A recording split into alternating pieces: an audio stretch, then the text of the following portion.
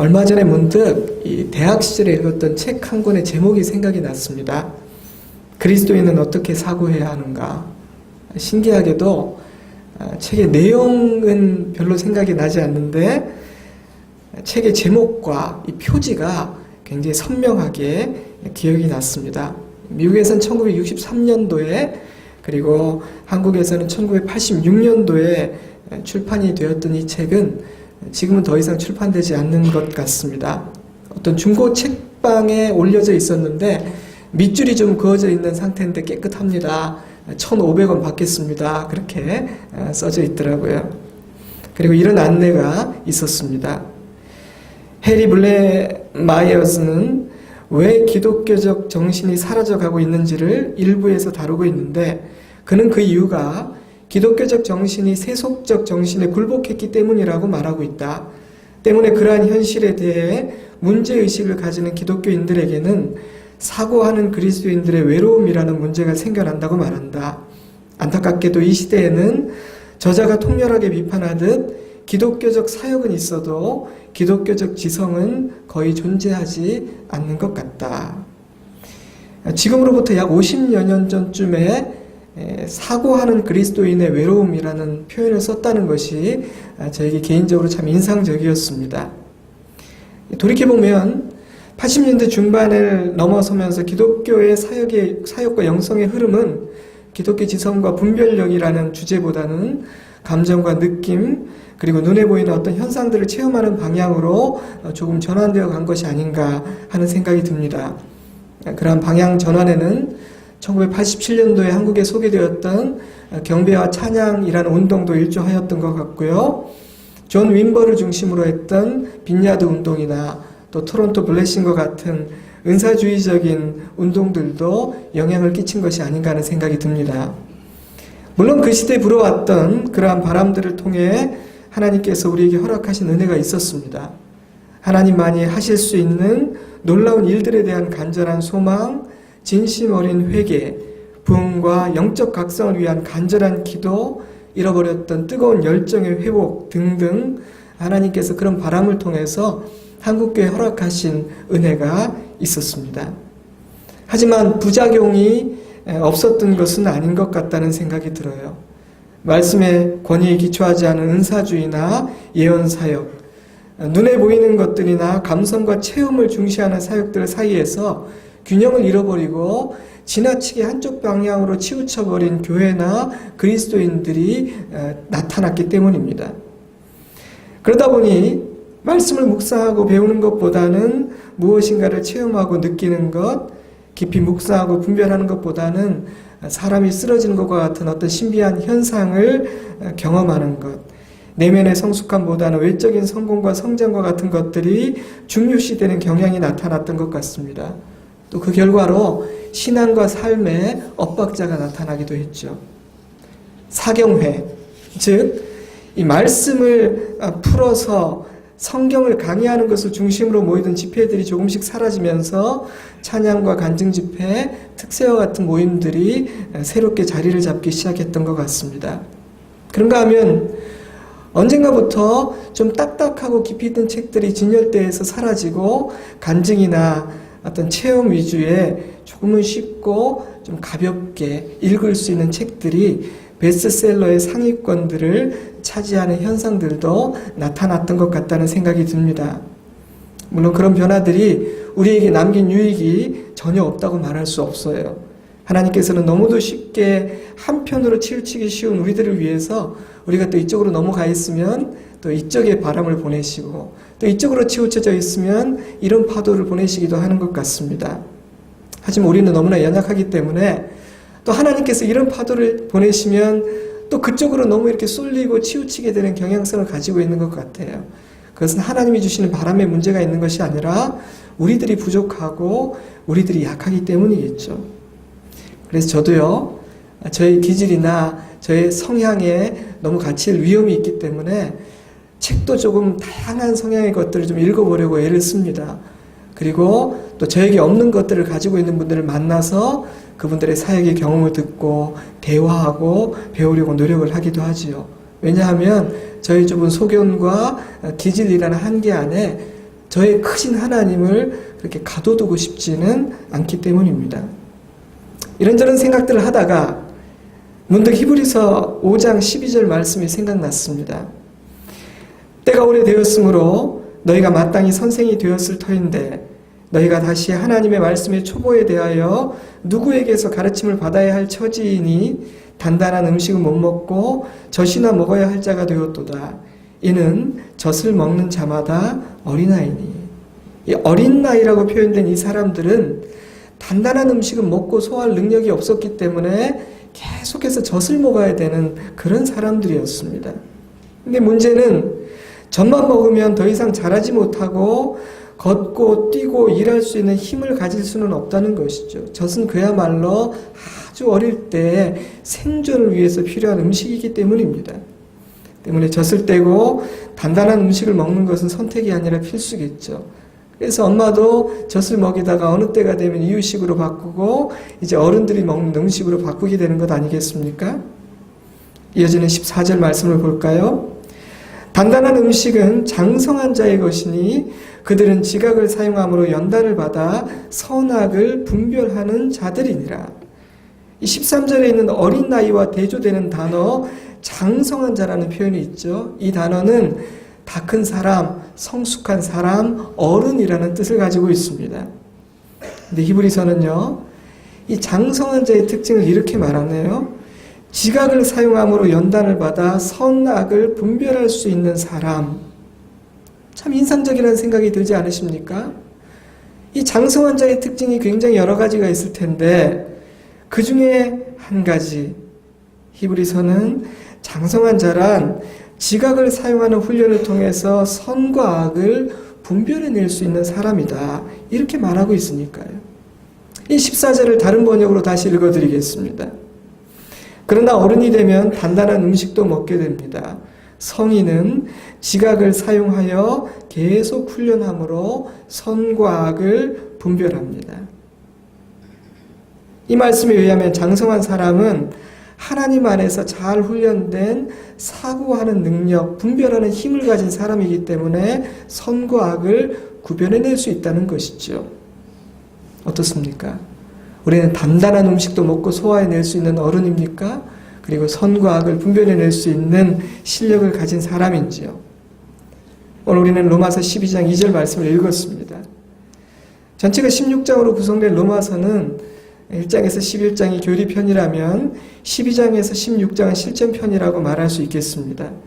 바울은 1장에서 11장 사이를 통해 하나님의 새로운 의와 그로 말미암은 구원을 논리적으로 설명한 다음 12장부터는 그러한 하나님의 의를 덧입은 하나님 나라 백성들의 새로운 삶이 어떠한지를 설명하죠. 앞부분이 인간을 위해 행하신 하나님의 일을 다루었다면 이제 하나님께서 이루신 그 일에 대해 인간이 어떻게 반응해야 되는지를 12장부터 설명하고 있습니다. 오늘 읽은 말씀은 이 실천편의 문을 여는 말씀인데 1절이 이렇게 시작되죠. 그러므로 형제들아 내가 하나님의 모든 자비하심으로 너희를 권하노니 너희 몸을 하나님이 기뻐하시는 거룩한 산 제물로 드리라. 이는 너희가 드릴 영적 예배니라. 바울의 첫 번째 권면은 만약 너희가 진실로 하나님의 의를 경험하고 거듭난 하나님의 자녀들이라면 너는 반드시 너 자신을 하나님께 드려야 한다. 산제물로 드려야 한다. 자, 나를 산제물로 드린다는 것은 무슨 뜻이냐면 이제는 나의 생각과 나의 행동과 나의 말을 내 뜻대로가 아니라 하나님의 뜻대로 하겠습니다. 나는 주님의 것이니 이제는 나를 죽이고 주님 안에 살겠습니다. 나의 이름과 내 명예를 위해서가 아니라 하나님의 명예를 위해서 살겠습니다. 라는 고백이죠. 그래서 진정으로 거듭난 그리스도인들은요, 자기 이름을 감출 줄을 알죠. 오른손이 한 일을 왼손이 모르게 하고 은밀한 중에 보신 하나님 앞에 살려고 노력을 하게 됩니다. 왜냐하면 거듭난 사람은 이 첫 번째 관문을 통과하게 되니까요. 두 번째 권면은 너희가 거듭났다면 너희는 하나님의 뜻을 분별할 수 있는 사람이 되어야 된다 이렇게 표현합니다. 2절 말씀 너희는 이 세대를 본받지 말고 오직 마음을 새롭게 함으로 변화를 받아 하나님의 선하시고 기뻐하시고 온전하신 뜻이 무엇인지 분별하도록 하라. 조금 전에 읽었던 히브리서 말씀은 하나님의 자녀들은 반드시 장성한 어른이 되어서 선과 악을 분별할 수 있어야 된다고 말했고 바울은 로마서를 통해서 이 세상의 소리들이 시끄럽지만 그 가운데에서 온전하시고 선하신 그 하나님의 뜻을 분별할 수 있는 사람이 되어야 된다, 이렇게 명령하고 있는 것이죠. 자, 이런 말씀들에 의하면요, 이 분별하는 능력은 지금으로부터 약 2000년 전인 초대교회에서도 굉장히 중요한 주제였던 것 같아요. 그러나 제 생각에는 지금 이 시대는 이 분별의 능력이 더 필요한 시대가 아닌가 하는 생각이 듭니다. 왜냐하면 세상이 과거보다 훨씬 시끄럽고 복잡하고 소란하기 때문입니다. 그럼에도 불구하고 그러면 과연 우리는 2000년 전에 그 초대교회 성도들보다 더 이런 면에서 훈련이 되어 있고 실력이 단단히 갖춰져 있냐? 또 그렇지는 않은 것 같아요. 여러분, 선악을 분별하고 하나님의 선하신 뜻을 온전하게 분별해내는 것은 그렇게 만만한 일은 아닙니다. 쉬운 일이라면 성경이 이렇게 강조하고 있지도 않겠죠. 이 분별이 쉽지 않은 이유 중에 하나는 우리가 연약하고 훈련되어 있지 않을 뿐 아니라 넘어야 하는 장애물들이 적지 않기 때문인 것 같아요. 첫 번째 장애물은 이 다수결이라는 장애물이 아닌가 하는 생각을 저는 한번 해보았습니다. 여러분, 만약 하나님의 뜻을 분별하는 것이 다수결로 결정할 수 있는 것, 확인할 수 있는 것이라면 좀 쉽겠죠. 왜냐하면 손 들어보면 되잖아요. 투표해보면 되는 거 아니겠습니까?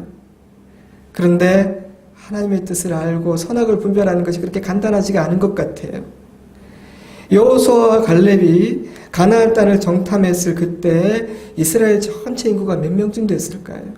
정탐한 이후에 전쟁에 나갈 수 있는 남자들을 계수한 결과가 약 60만 명이 조금 넘었다고 하니까 여자, 아이, 노인을 다 합치면 아마 좋게 120만은 넘지 않았을까 하는 생각이 듭니다. 그런데 여러분, 그 많은 사람들 중에 그 시대를 향한 하나님의 뜻을 분별해냈던 사람은 여호수아와 갈렙 두 사람밖에 없었습니다. 다수결의 원리로 보면 상당히 어긋나는 것이죠. 여러분, 선지자의 시대는 어떠했습니까? 하나님의 뜻을 이해하고 하나님의 마음을 헤아리는 사람은 소수였습니다. 그래서 선지자의 사역은 참 외로운 사역이었죠. 그러니 하나님의 뜻, 선과 악은 다수결로 정할 수 있거나 목소리가 큰 사람에 의해서 결정될 수 있는 것이 아닙니다. 그렇기 때문에 우리는요, 많은 사람들이 간다고 해서 그냥 그 뒤에서 같이 따라가서는 안 되는 것이죠. 왜냐하면 하나님의 뜻은 언제나 많은 사람들이 가는 넓은 길에 있는 것은 아니니까요. 때문에 우리는 언제나 이런 질문을 던져야 되죠. 사람들이 어떻게 생각할까라는 것이 아니라 하나님의 뜻이 무엇이고 성경이 무엇이라고 말하고 있는가, 이 질문을 늘 입버릇처럼 던져야 되는 것입니다. 너무 많은 사람들에게 물을 필요도 없는 것 같아요. OX 게임이 유행했던 적이 있죠. 이제 사진을 갖고 왔는데 OX 팻말을 딱 들고 있으면 O라고 생각한 사람도 O라는 팻말에, X라고 생각하는 사람은 X라는 팻말에 서는 겁니다. 많은 사람들이 일단 초반에 눈치를 봐요. 그래서 문제가 딱 떨어지면 자신 있는 사람 먼저 가지만 나머지 사람들은 이 분위기가 어디로 가나를 보죠. 굉장히 재밌는 현상은요, 문제의 난이도가 높아지는 후반부로 갈수록 사람이 어디에 몰려있는지가 곧 정답을 의미하지 않더라고요. 쉬운 문제는요, 많은 사람 가운데 따라가는 게 대부분 맞아요. 쉬운 문제는. 근데 조금 문제가 복잡해지고 후반부로 가고 난이도가 높아지면 이제 그때부터는 이제 우르르 몰려가는 게 아니라 그때는 내가 어떤 지식을 가지고 있느냐, 어떤 기준을 가지고 판단하느냐, 그 분별의 실력이 굉장히 그때부터 중요해지는 것을 제가 보았던 기억이 나요. 저는 그런 현상이요, 마지막 때가 다가갈수록 더 두드러지지 않겠나는 생각이 듭니다.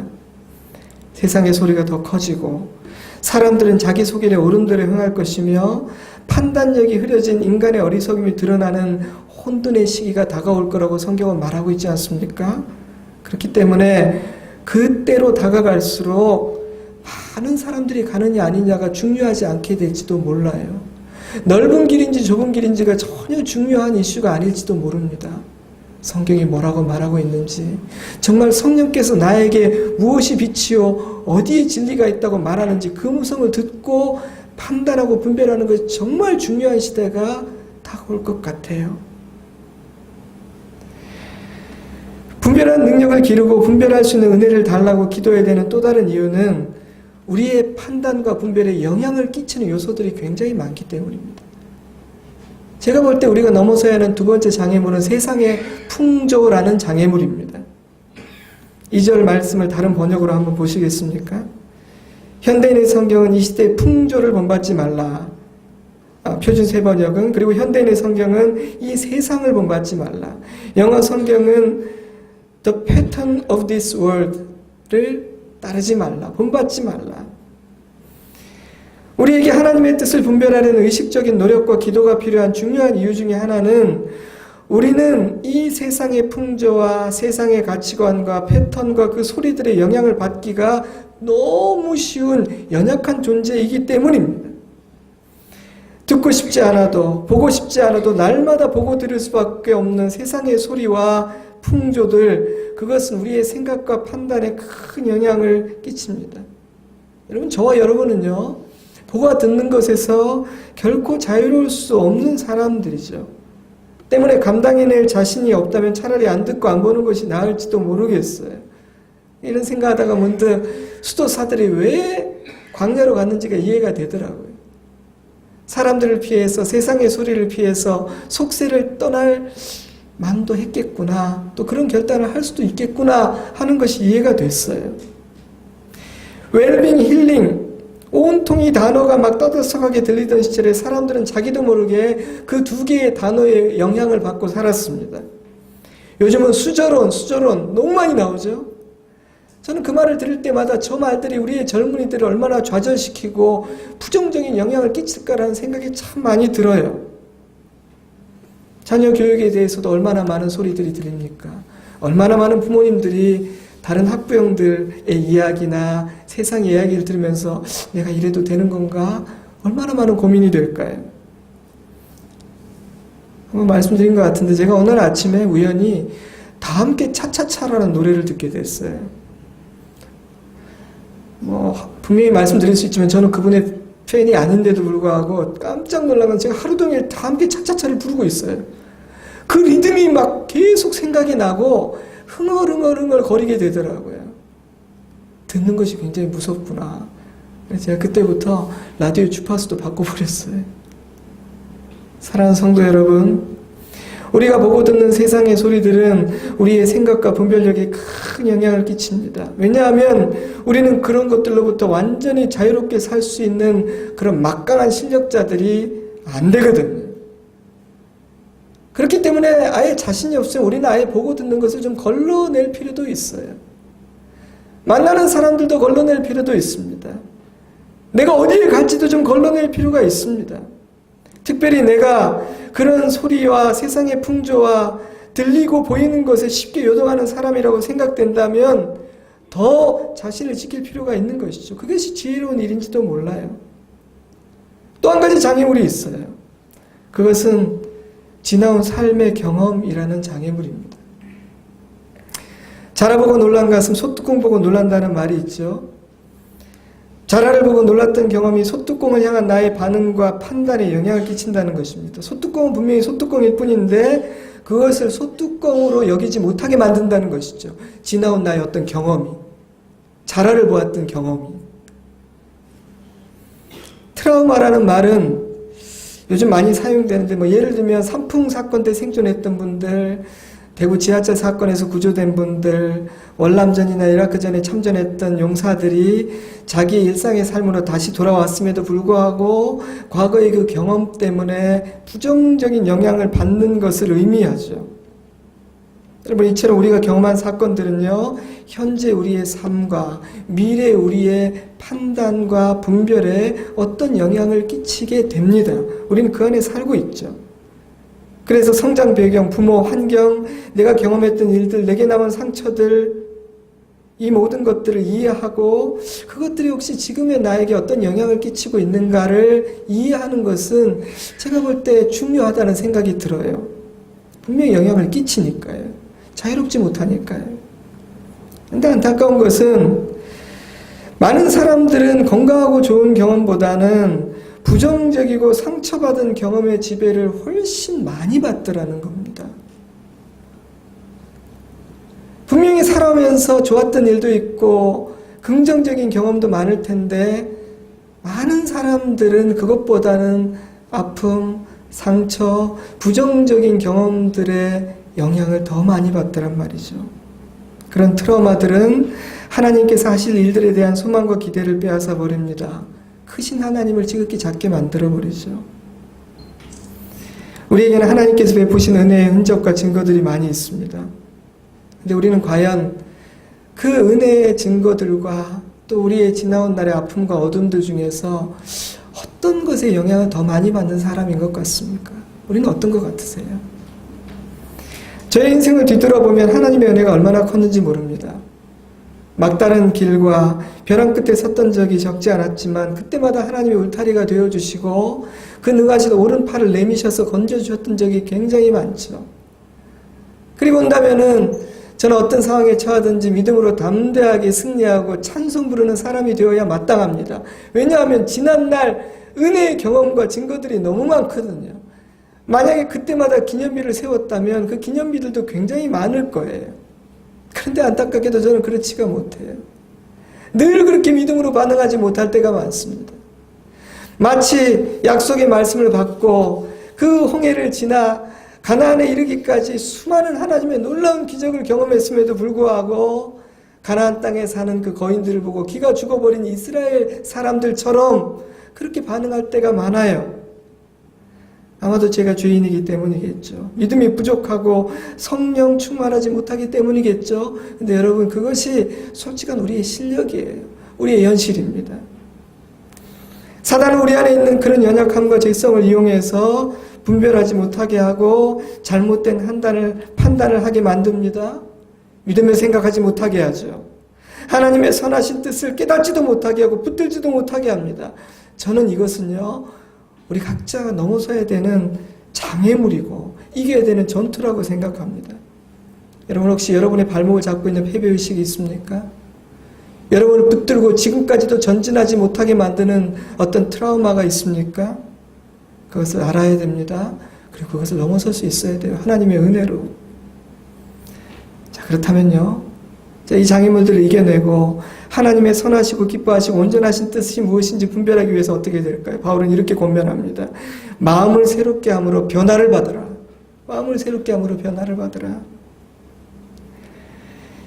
이 변화된다는 메타몰포라는 단어는 다른 존재가 된다는 것을 뜻해요.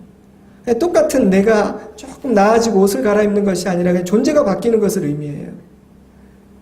애벌레가 허물을 벗고 나비가 되는 것과 같다고나 할까요? 저와 여러분은 애벌레의 삶을 살고 있는지 나비의 삶을 살고 있는지 모르겠습니다. 애벌레는 꼬물꼬물 기어서 몇 달을 가야 하는 것을 나비는 훨훨 날아서 짧은 시간에도 날아갈 수 있지 않습니까? 저는 제가 나비로 살았으면 좋겠어요. 애쓰고 기쓰는 애벌레가 아니라 그렇게 하나님의 은혜 안에서 날개를 펴고 날아가는 나비처럼 살았으면 좋겠다는 생각이 들었습니다. 근데 바울은요, 그렇게 존재가 바뀌려면 먼저 마음이 변화되어야 된다. 마음이 새롭게 되어야 된다고 말하고 있어요. 존재의 변화가 어디서 시작된다는 겁니까? 마음이 새롭게 되는 데서 시작된다는 거죠. 뒤집어 말하면 마음이 새롭게 되지 않은 사람은 존재가 새롭게 될 수 없다는 거예요. 변화가 안 된다는 겁니다. 이 말씀의 순서에 의하면 마음이 새롭게 되지 않으면 변화될 수 없고요. 변화되지 못한 사람은 하나님의 뜻을 분별할 수 있을까요? 없을까요? 없다는 거예요. 어찌 보면 우리가 잘못된 순서를 갖고 있는지도 모르겠어요. 우리는 하나님의 뜻을 굉장히 알고 싶어 하죠. 하나님의 뜻 얼마나 중요한 주제입니까? 인생에 중요한 선택이 있을 때마다 그렇고 언제나 하나님의 뜻을 알고 싶어 해요. 근데 바울은 뭐라고 말하냐면 하나님의 기뻐하시고 선하시고 온전하신 뜻을 분별하고자 한다면 너희가 변화되어야 되는데 변화되려면 먼저 마음이 새롭게 돼야 된다. 마음이 새롭게 된 사람에게는 그 하나님의 뜻이 보인다는 것이에요. 그러므로 옛 마음, 옛 생각, 옛 성정에 머물러 있는 사람은 아무리 하나님의 뜻을 찾아도 헛수고인 것입니다. 눈이 가리워져 있으니 보이지가 않는 것이죠. 물론 나의 노력과 수고로 나비가 되겠다, 나의 의지로 내 마음을 새롭게 하겠다는 생각은 어리석은 생각이죠. 그래서 하나님의 은혜로만 가능한 겁니다. 하나님이 그 손을 우리의 마음에 얹어주시고 새롭게 해주셔야 돼요. 나를 온전히 하나님께 산제사로 드리고 나를 마음껏 빚어주십시오, 다루어 주십시오, 저는 두 손 들었습니다 하면 하나님이 우리의 마음을 새롭게 해주시죠. 하지만 우리의 책임도 있습니다. 그것은 무엇이냐? 이 일을 소원할 책임은 우리에게 있는 것 같아요. 하나님, 나는 정말 내 마음이 새롭게 되고 싶어요. 또 한 가지 책임은 매일 그 마음을 새롭게 하고 살겠다는 결심을 하고 다짐을 할 책임은 우리에게 있는 것 같아요. 그것까지도 하나님이 해달라고, 그것까지도 나는 안 할 테니까 해달라고 하는 것은 옳지 않아요. 소원을 갖고 결단을 하는 것만큼은 우리가 해야 되는 일입니다. 매일 아침 눈을 뜰 때마다 하나님, 오늘 하루 이런 생각으로 살기를 원합니다. 악하고 더러운 것들로부터, 이 세상의 소리로부터 나를 지켜주세요. 이런 다짐과 기도로 하루를 열어야 됩니다. 시편 42편 5절, 내 영혼아 내가 어찌하여 낙심하며 어찌하여 내 속에서 불안해하는가? 너는 하나님께 소망을 두라. 그가 나타나 도우심으로 말미암아 내가 여전히 찬송하리로다. 시인이 그렇게 했던 것처럼 우리도 내 영혼에게 이렇게 매일 아침에 말해 주어야 합니다. 내가 들을 수 있도록 나에게 믿음의 말, 선한 말을 해주는 것이죠. 그런 각오도 없고 그런 소원과 다짐도 없이 어떻게 새로운 마음으로 세상의 풍조를 이기고 나의 과거의 트라우마들을 극복하며 새로운 마음으로 살 수가 있겠습니까? 불가능하다는 것이죠. 마음의 변화를 받는 또 다른 비결을 성경은 이렇게 말합니다. 빌립보서 4장 6절, 아무것도 염려하지 말고 다만 모든 일에 기도와 간구로 너희 구할 것을 감사함으로 하나님께 아뢰라. 그리하면 모든 지각에 뛰어난 하나님의 평강이 그리스도 예수 안에서 너희 마음과 생각을 지키시리라. 이 말씀에 의하면 우리 마음을 지키는 비결, 마음이 새롭게 되는 비결은 간단합니다. 기도와 간구, 그리고 감사죠. 기도와 간구가 왜 우리의 마음과 생각을 새롭게 만들까요? 기도와 간구는요, 하나님을 우리의 마음으로 초대하는 행위이기 때문입니다. 초대장 보내는 것이 기도예요. 그래서 그 기도의 자리에서 하나님을 만납니다. 저는 기도할 때와 기도가 끝나고 나올 때 마음이 달라지는 것 같아요. 그건 제가 무슨 답을 얻었기 때문이 아니라 제가 기도하는 가운데 하나님께서 제 마음에 찾아와 주셔서 저도 모르는 사이에 제 마음을 이렇게 만져주시기 때문이 아닌가, 저는 그렇게 생각해요. 제 생각을 빚어주시고 고쳐주시는 것이 아닌가. 그래서 답을 얻지는 못했지만, 어떻게 될지는 아직 다 알지 못하지만 기도하기 전과 후는 제 마음과 생각이 달라지고 새롭게 되는 것 같아요. 여러분, 요즘 기도줄을 꼭 잡고 계십니까? 제일 착각하는 것 중에 하나가 기도해야 된다는 생각을 우리가 다 갖고 있기 때문에 내가 기도하는 줄 착각하는 경우가 많은 것 같아요. 근데 많은 사람들은 기도해야 된다는 생각과 당위성을 가지고 있지 실제로 기도하고 있지는 않은 것 같아요. 거기에 감사가 더해지면 금상첨화입니다. 감사는 풍랑을 잠잠케 하는 힘을 가지고 있습니다. 감사는 세상의 소리를 잠재우고 지난날의 상처와 내 아픔을 치유해 줍니다. 그래서 감사하는 사람의 마음은 새롭게 되고 변화가 되죠. 여러분, 광야 이스라엘 백성들이 하나님께 대한 감사, 주님이 주신 것에 대한 감사를 잃어버리고 자신들에게 없는 것을 주목하며 원망하고 불평했을 때 그들의 마음은 사단에게 먹히고 말았죠. 사단의 먹잇감이 되고 말았습니다. 사단이 지배하는 마음은요, 분별할 수 있는 마음이 아니에요. 판단력을 잃어버리는 마음이 되죠. 그러니 감사가 얼마나 중요합니까? 사랑하는 성도 여러분, 우리는 기도와 간구의 사람인가요? 우리는 감사의 사람입니까? 비록 광야 생활이기 때문에 없는 것도 많지만 그래도 가만히 생각해보니 주신 것도 많아서 그것 때문에 늘 감사하는 마음을 가지고 있습니까? 그런 사람들은 분별할 수 있습니다. 그런 사람들의 마음은 새로워집니다. 자, 그런데 이 부분에서 우리가 착각하는 것이 하나 있는 것 같아요. 분별하는 사람, 생각을 깊이 하는 사람은 좀 까칠하고 따지기 좋아하는 사람이라는 편견, 제가 볼 때 그것은 착각입니다. 성경은 분별하는 사람은 장성한 자요 성숙한 자라고 말하거든요. 성경은 분별하는 사람은 마음을 새롭게 함으로 변화된 사람이라고 말합니다. 그 사람은요, 하나님의 선하시고 기뻐하시는 뜻을 분별하는 사람이며 기도의 사람이고 감사의 사람이라고 말하고 있지 않습니까? 근데 그런 사람이 어떻게 부정적이고 까칠하고 단지 자기 생각만이 옳다고 주장하는 미성숙한 사람이 될 수가 있겠습니까? 저는 그럴 리가 없다고 생각해요. 성경은요, 한편에서는 분별하라고 분명히 말하는데 또 한편으로는 비판하지 말라고 말하고 있어요. 마태복음 7장 2절, 너희가 비판하는 그 비판으로 너희가 비판을 받을 것이요 너희가 헤아리는 그 헤아림으로 너희가 헤아림을 받을 것이니라. 다른 번역으로 볼까요? 너희가 남을 심판하는 그 심판으로 하나님께서 너희를 심판하실 것이요 너희가 되질하여 주는 그 되로 너희에게 되어서 주실 것이다. 비판하지 말라는 것을 굉장히 강한 어조로 말씀하시죠. 로마서 14장 10절도 같습니다. 내가 어찌하여 내 형제를 비판하느냐? 어찌하여 내 형제를 업신여기느냐? 우리가 다 하나님의 심판대 앞에 서리라. 분별해야 된다고 강조했던 성경이 또 한편에서는 비판해서는 안 된다고 말하죠. 방금 읽어드린 두 말씀에 사용된 비판이라는 영어 단어는 저지, 헬라어로는 크리노인데 이것은 재판장이 판결을 내릴 때 쓰는 단어입니다. 그러니까 남을 비판하는 것은 월권이라는 거죠. 왜냐하면 인간은 재판장이 아니니까요. 그것은 하나님의 몫이에요.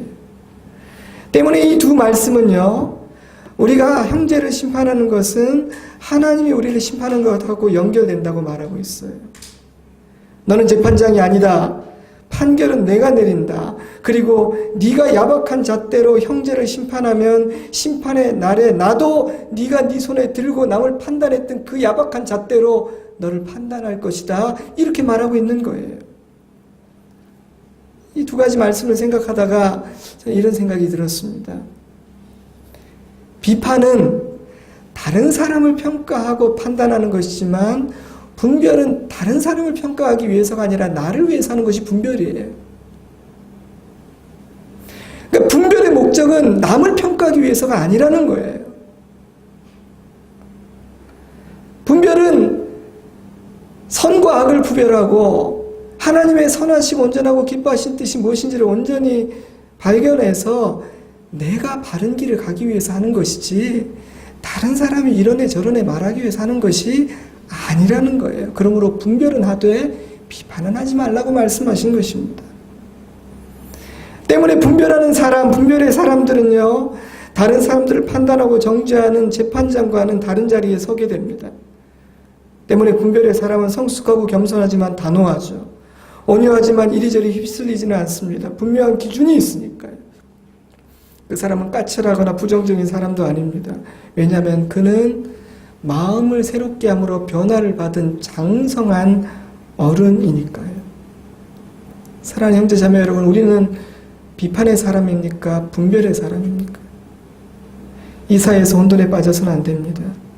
비판하지는 말아야 하지만 분별할 줄 알아야 합니다.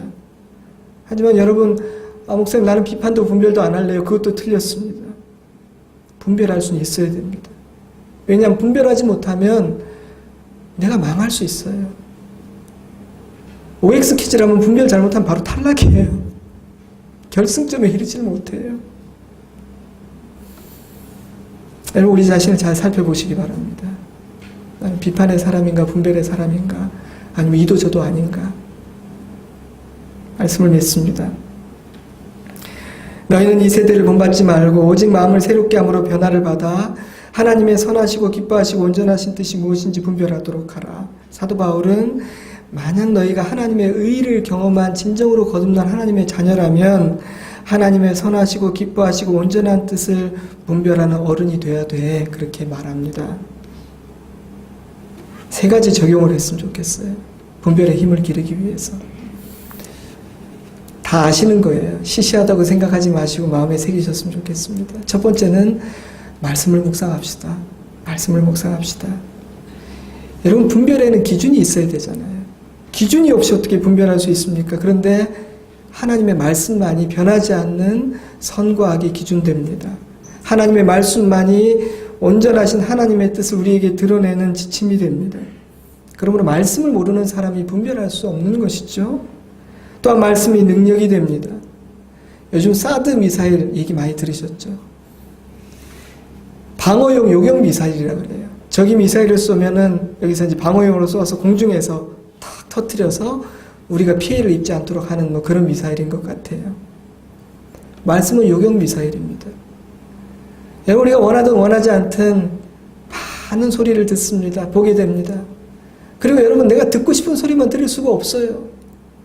인간이 얼마나 연약하면 아주 은혜 받고 마음을 단단히 먹었다가 그냥 전화 한 통에 마음이 무너지는 게 우리예요. 어떤 사건 하나에 충만했던 그 40일 금식이 무너지는 거는 10초입니다, 여러분. 금식 40일 어렵지만 무너지는 건 한순간이에요. 말씀이 그 안에 있는 사람은요, 요격미사일이 날아가서 우리 안에 사단이 뿌려놓은 잡생각들을 공중에서 요격해버릴 수 있습니다. 제가 얼마 전에 어느 분의 메일을 받았어요. 저한테 문자를 받았어요. 문자 많이 자주 주시는 분도 아닌데, 말씀도 많지 않으신데 이런 문자였습니다. 목사님, 저 올해부터 매일 성경 사서 묵상을 시작했습니다. 이렇게 짧은 문자가 왔어요. 너무 행복했어요. 너무 기뻤어요. 왜냐하면 제가 그분을 개인적으로 붙들고 올해부터 큐티 좀 하시라고 말한 적이 없거든요. 조용히 계신 줄 알았는데 같이 예배드리고 그러면서 아마 결심을 하셨나 봐요, 작년에. 그래, 아마 올해 신청하셨나 봐요. 신청서 나눠드릴 때. 이제 배달이 된대요.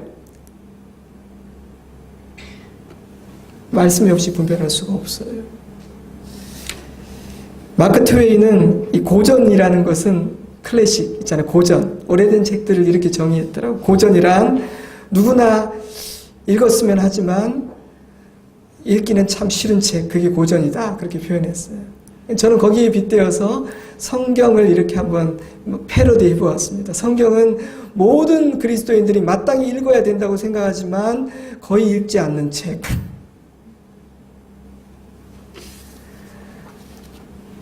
여러분, 올해는 우리가 성경을 좀 깊이 묵상하고 가까이 했으면 좋겠어요. 뭐 다른 신비한 방법이 없습니다. 두 번째는 기도죠. 왜 기도해야 되느냐? 우리는 기도할 때 하나님의 보호하심, 그 장막으로 들어가기 때문에. 여러분, 사실 우리가 느끼든 못 느끼든 이미 우리는 하나님의 울타리 안에 살아요. 그걸 어떻게 알 수 있냐? 여러분이 오늘 이 자리에 있는 거 보면 우리는 하나님의 울타리 안에 있는 겁니다. 여러분, 사단은요, 오늘도 저와 여러분을 죽이려고 막 불화살들을 엄청 쏘았을 거예요. 한 주간 동안. 근데 만약 하나님의 울타리가 되지 않았다면 그 화살이 바로 날아와서 우리 심장에 꽂혔겠죠? 그럼 우리는 오늘 이 자리에 있지 않을 거예요. 피 흘리며 쓰러져 있을 거예요. 절망하고 낙심해서요. 근데 우리가 이 자리에 있다는 것은 하나님의 울타리가 되셔서 그것이 직접 내게 바로 날아오지 않도록 하나님 한번 걸러주신 거예요. 여러분, 고난을 받을 때 막 고통스러워서 하나님 이럴 수가 있습니까? 막 기도할 때가 있죠. 어쩌면 하나님 이러실지도 몰라요. 야, 내가 많이 걸러서 그 정도야. 내가 보호해주고 있단다. 걱정하지 마. 눈동자처럼 널 보호하고 있어. 근데 여러분, 기도는요, 하나님의 울타리를 더 강하게 만들어요. 이미 우리 앞에 진쳐져 있는 그 하나님의 울타리를요, 기도는 두껍게 하고 높게 하고 강하게 만듭니다. 화살이 날아오지 못하게 만들어요. 연약한 우리로서는 감당할 수 없는 일들을 이기게 만듭니다. 견디게 해요. 그리고 어리석은 우리가 분별하지도 못한 것들을 분별할 수 있게 합니다. 그리고 기도는 우리에게 지혜를 줘요. 그래서 말씀들이 여러 가지가 우리 안에 있지만 지금은 어떤 말씀을 꺼내 들어야 할지를 깨닫게 해줍니다. 기도하세요. 셋째로 경건한 독서입니다. 좋은 책을 읽어서 손해볼 것은 없습니다. 손들지는 마시고. 올해 몇 권의 책을 읽으셨어요? 속으로만요. 나름대로 계획을 세워보십시오. 평소에 책 안 읽으시다 너무 과도하게 100권 이렇게 세우지 마시고 한 달에 한 권, 아니면 올해는 2달에 한 권부터 시작해 봐야지. 한번 읽어보세요. 좋은 책은 좋은 생각의 마중물이 됩니다. 그리고 생각하는 지성의 근육을 길러줄 것입니다. 사랑하는 성도 여러분, 만약 이 땅에서 보이고 잡히는 삶이 전부라면 우리가 그렇게 수고하면서 애쓰고 살지는 않아도 될 거예요. 하지만 여러분, 만약 보이지 않는 세계가 있다면 어떻게 하겠습니까? 우리 딸이 여기 없죠? 재밌는 말을 했어요. 너 하나님을 믿냐? 믿는데요. 어떨 땐 안 믿어진다며 그랬더니 그래도 혹시 계시면 안 되기 때문에 자기 믿어야 된대요. 자기 안 믿었다가 하나님 계시면 어떡하냐? 천국이 있으면 어떡하냐? 그래서 저희 부부가 막 웃으면서 네 말이 굉장히 일리가 있다. 여러분, 하나님 계십니다. 하나님이 계세요. 눈에 보이는 삶이 다가 아닙니다. 살다가 힘들 때가 있잖아요. 관두고 싶다 할 때도 있죠. 힘들다. 왜 이러냐 이 세상이. 우리 내 인생 왜 이러냐 이럴 때가 있죠. 하나님을 생각하면서 견디세요. 천국이 있고 하나님이 계십니다. 지금은 보이지 않고 모르지만 그 세계가 있습니다. 우리 모두가 단단한 식물도 먹고 소화해낼 수 있는 어른이 되었으면 좋겠습니다. 그리고 장성한 자가 되어 선악을 분별하고 하나님의 선하시고 기뻐하시고 온전한 뜻이 무엇인지를 깨달아 그 길을 걸어갈 수 있었으면 좋겠습니다. 그리고 남은 인생 꼬물꼬물 키를 쓰고 기어가는 애벌레가 아니라 하나님의 은혜 안에서 날개를 펴고 날아가는 나비가 되었으면 좋겠습니다.